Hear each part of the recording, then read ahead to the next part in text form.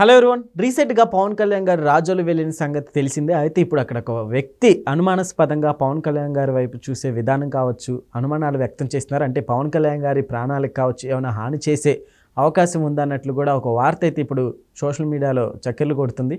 So ఇదే అంశం మీద విశ్లేషణ తీసుకునే ప్రయత్నం చేద్దాం. ప్రస్తుతం మనతో జర్నలిస్ట్ జగదేవ్ ఉన్నారు, వెల్కమ్ చెప్దాం.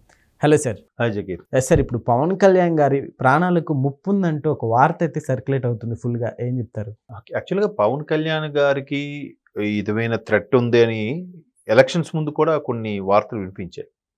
కాకపోతే దాని మీద జన సైనికులు ఘాటుగా స్పందించారు. అన్నకి ఏమైనా జరగాలంటే ముందు మమ్మల్ని దాటుకు రావాలి అని కూడా కొన్ని కామెంట్స్ చేశారు. చాలా ఇదిగా ఉన్నారు. పైపెచ్చు ఆయనకి ఏదైతే ఎక్కడికక్కడ వైజాగ్ వెళ్ళినప్పుడు వైజాగ్లో అరెస్ట్ చేయడం కానీ, చంద్రబాబు నాయుడు గారు అరెస్ట్ కోసం వెళ్తానంటే రోడ్డుకి మధ్యలో ఆపేయడం కానీ, తర్వాత అమరావతి రైతులకు సపోర్ట్గా మాట్లాడినప్పుడు అప్పుడు ఒకసారి హౌస్ అరెస్ట్గా ఉంచడం కానీ, ఇలా రకరకాలుగా ఆయనకి ఎక్కడికక్కడ ఉంటే అప్పుడు ఆయన స్టేట్మెంట్ ఇచ్చాడు. నన్ను ఆపే ప్రయత్నం చేస్తున్నారంటే నాకు భయపడుతున్నారు, వైసీపీ ప్రభుత్వం నన్ను భయపడుతుంది కాబట్టి మన జన సైనికులను ఆపే ప్రయత్నం చేస్తుందని ఒక స్టేట్మెంట్ ఇచ్చారు. ఆ తర్వాత ఈ సినిమాకి సంబంధించి కూడా పవన్ కళ్యాణ్ కేవలం సినిమాలకి 10 రూపాయల టికెట్ పెట్టడం, కావాలని హడావుడి చేయడం, జగన్మోహన్ రెడ్డి గారి దన్ను చూసుకొని వీళ్ళు చెలరేగిపోవడం, అదేదో సినిమాలో వేణుమాధవ్ హీరో అనుకున్నాడని చెప్పి అరే ఏమ్రా నువ్వు గుట్టకాయని చూస్తావేమ్రా అని చెప్పి ఎక్స్ట్రా తీరాయని చూస్తే హీరో ఉంటాడు. సో ఈ పాత్రలన్నీ అలాంటివే, ఈ మాజీ మంత్రులందరూ కూడా.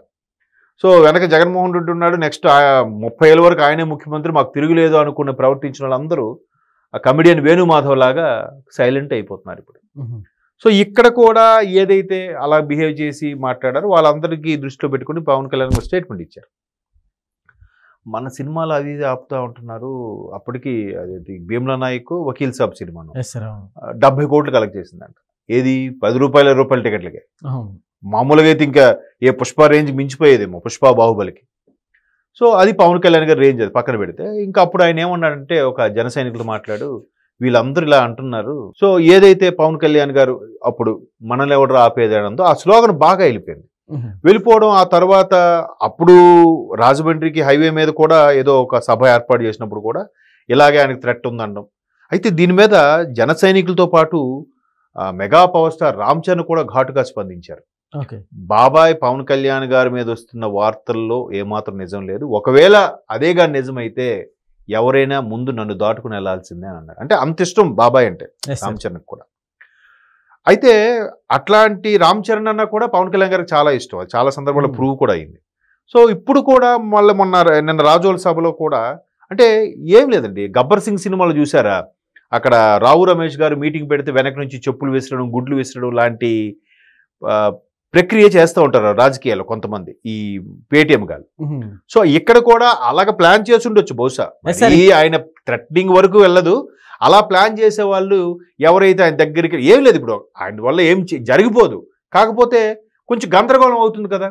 ఆ గందరగోళాన్ని వెంటనే వాళ్ళ ఛానల్లో చెప్తారు, ఉప ముఖ్యమంత్రి పవన్ కళ్యాణ్ సభకి రసాభాసగా మారింది, కార్యకర్తలు కొట్టుకున్నారు, ఒకరి మీద ఒకరు దొర్లుకుంటూ వెళ్ళిపోయారు, ఏవో రాస్తారు. సార్ ఈ పర్సన్ కూడా వైసీపీ కార్యకర్త అన్నట్లు కూడా తెలుస్తుంది. అయితే నిన్న రాజోల సభలో కూడా ఆయన ఒక పవర్ఫుల్ స్టేట్మెంట్ ఇచ్చారు. ఏంటి పవర్ఫుల్ స్టేట్మెంటు? జగన్మోహన్ రెడ్డి గారు మళ్ళీ రప్ప అనుకొని కోర్టుకు వచ్చారు కదా మొన్న, సో వాయిదా కోసం వచ్చినప్పుడు గవర్నమెంట్ వచ్చి ఇంకా సంవత్సరం 6 నెలలు ఎంత అయింది, 4 నెలలు అయింది. ఈలోగే మళ్ళీ గవర్నమెంట్ వచ్చేస్తుందా? నెల రోజులకే రాదు కదా. రప్ప అని అంటే ఎందుకు పెట్టుకోవడం, ఎందుకు జనాలను సమీకరించుకోవడం? పోనీ తెలంగాణలో అంత క్రేజ్ ఉందా, తెలంగాణలో అంత ఇది ఉందా జనాలకి? లేదుగా.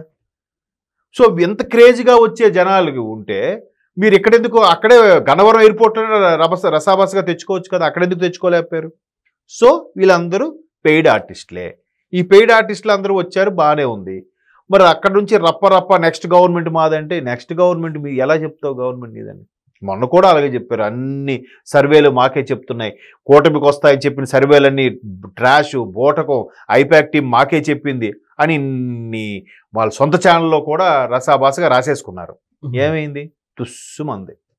అలాగే ఇప్పుడు మేము వస్తామంటే ఆ మాట మీద ఉప ముఖ్యమంత్రి పవన్ కళ్యాణ్ గారు ఏమైనా స్పందించారంటే, అసలు పవన్ కళ్యాణ్ అదే జగన్మోహన్ రెడ్డి గారు అండ్ టీము నెక్స్ట్ వస్తాము అని ఎలా అనగలుగుతున్నారు?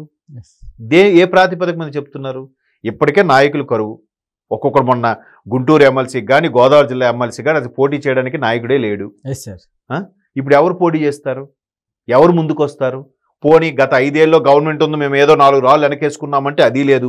ఉన్న ఆస్తులను తగలబెట్టుకొని, ఉన్న ఆస్తులను అమ్ముకొని, ఉన్న ఆస్తులను తాకట్టు పెట్టుకొని మరి మొన్న పోటీ చేశారు 2024లో. దానికి బెస్ట్ ఎగ్జాంపుల్ రోజా గారు లాంటి వాళ్ళు చాలామంది ఉన్నారు. ఇంకొంతమంది మళ్ళా వైసీపీకి దూరం అవుతూ వ్యాపారాలు చేసుకుంటున్నారు. సో మళ్ళీ ఎలా వస్తాడు అంటూనే మళ్ళీ ఎలా వస్తారు? రానివ్వం అనేలా మాట్లాడాడు ఆయన. సో అలా మాట్లాడినప్పుడు ఖచ్చితంగా కాలుతుంది కదా. ఈయన ఒక స్టేట్మెంట్ ఇస్తే దాన్ని ఫ్యాన్స్ భయంకరంగా ట్రోల్స్ చేసుకుంటున్నారు. సో రాను అనేసరికి సానుభూతి పరులు ఒకడో ఇద్దరు ఉంటారు కదా, లేదంటే ఈ చిల్లర బ్యాచ్ పేటీఎం గాలు ఉంటారు కదా, వీళ్ళు దగ్గర నుంచి వెళ్ళి ఆయన మీద కోడిగుడ్డు సిరుదామని ఇంకేదో ప్రయత్నంతో దగ్గరగా డిప్యూటీ సీఎం ఉండే శిబిరం దగ్గర అక్కడ సంచరించాడట. ఏంటి మాట్లాడితే ఇలాగ వస్తున్నాడు అని చెప్పి పోలీసులు పట్టుకున్నారు. పట్టుకుని ఎందుకు ఇక్కడ తిరుగుతుంటే లేదు సభకు చూడడానికి వచ్చాను. ఎవడు ఏంటి ఏ ఊరు జనరల్గా అడుగుతారు కదా, నీ ఆధార్ కార్డుది, నీ పేరేంటి, ఏ ఊరు అన్ని చూసేసరికి ఆ కార్యకర్త లిస్ట్ కొడితే వచ్చేస్తుంది కదా ఎవరిది ఏంటని చూసేసరికి అక్కడ అయ్యగారు వైసీపీ కార్యకర్త అని తేలిందంట. అంటే మేబీ అధిష్టానం వాడిని అలా పంపించి రసాభాస్ చేయమని చెప్పిందా, లేదా ఈయనే అత్యుత్సాహంతో వచ్చాడనేది తెలియదు. ఇక్కడ రాజోలు సభలో ఆయన మామూలుగా మాట్లాడుతూ ఒకవైపు జన సైనికులను పెంచుకునే కార్యక్రమంలో ఉన్నారు, మరోవైపు ప్రభుత్వ కార్యక్రమాలు కూడా హుషారుగా తిరుగుతున్న ప్రయత్నం ఉంటుండగా ఉప ముఖ్యమంత్రి పవన్ కళ్యాణ్ గారికి ఈ చాలా వరకు జనరల్గా మంచి బేస్ ఫాలోయింగ్ ఉన్న మాస్ హీరో ఆయన. దాని తగ్గట్టుగా మాస్ లీడర్గా కూడా అవతరించాడు. 100% స్ట్రైక్ రేటుతో 2 ఎంపీ స్థానాలు, 1 ఎమ్మెల్యే స్థానాలు గెలుచుకున్నాడు. ఇంకా ఇమేజ్ ఎలా ఉంటుంది? ప్రతిసారి కూడా ప్రధానమంత్రి మోదీ గారు పక్క సీట్లో ముఖ్యమంత్రి గారితో సమానంగా కూర్చొనే గౌరవం పొందుతున్నాడు కదా.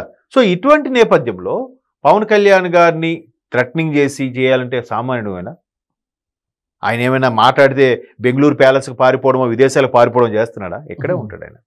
బెంగళూరు పిఠాపురంలో కూడా సొంతంగా ఒక ఇల్లు నిర్మించుకున్నాడు, ఒక పార్టీ ఆఫీస్ పెట్టుకున్నాడు. ఆ తర్వాత కదా అందరూ పిఠాపురం ఎమ్మెల్యే తాలూకా అని చాలామంది బైక్ వెనక కార్లు వెనక రాసుకున్నారు. అది పెద్ద వైరల్ అయింది అప్పట్లో.